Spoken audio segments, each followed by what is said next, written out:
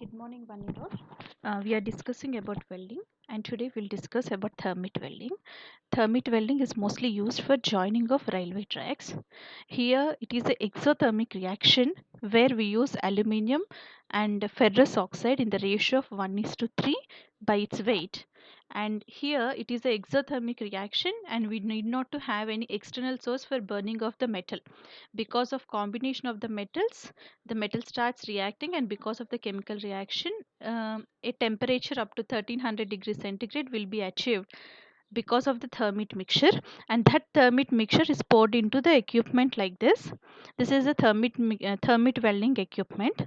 And now once the metal is poured into this, means once the thermit mixture is poured into it, it will it when the mixture starts, when we combine both the mixtures, it will start melting. That melted metal will be poured into this setup, and once it gets solidified, we remove this, and now the excess material will be removed using grinding operation. Next one is explosive welding. In case of explosive welding, we have two sheets separated with some gap. Over these two sheets, we have a thermit explosive material.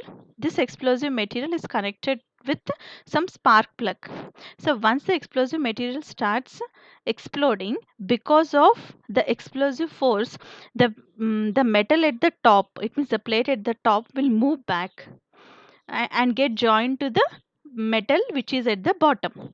And now this type of forces are used for joining metals of dissimilar material, or else where we need very tight joints. Generally these type of materials, it means this type of weldings are mostly applicable for aircraft industries, where we use different types of material at different layers to withstand the atmospheric conditions. Next one is laser welding. In case of laser welding, we use laser to melt the metal, and here you can see they are using some filler material. So here, if the base metal is not sufficient for joining of both the metals, we can use some filler rod. So now because of the heat produced because of the laser light, the metal will get melted, and that melted material will be used for joining of the sheets. Next one is soldering. This type of equipment we can generally see in our mobiles, TVs, and all the electronic components. Here, the metal will melt at very low temperatures, and but the strength of the material is very loose. This type of soldering is here also it is a metal joining process, but in case of welding, that joint is very strong, but soldering is very weak joint.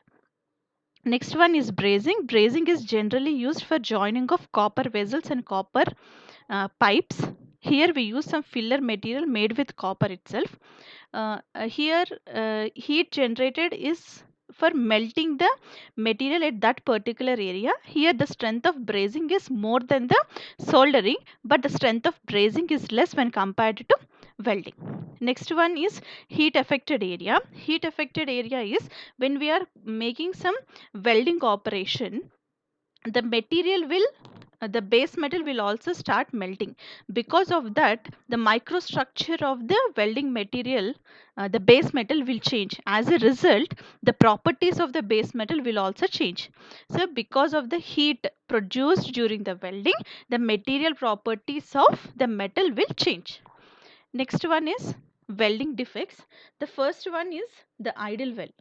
Next one is crack. Crack is if if we are performing welding operation, and if we are going for uncontrolled cooling, because of different solidifications at different stages, the cracking will occur. Next one is porosity. Porosity is the blowholes. It means when turbulence is created, when we are making welding, the air will get trapped and porosity will occur. Next one is undercut. This is of insufficient supply of material during welding process. Next one is slag incursion.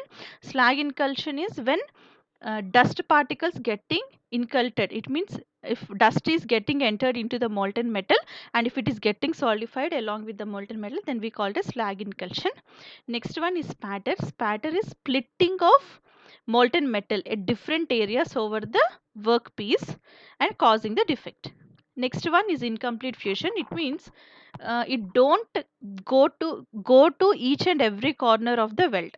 So there will be some unfilled areas in the welding zone. So that is called incomplete fusion.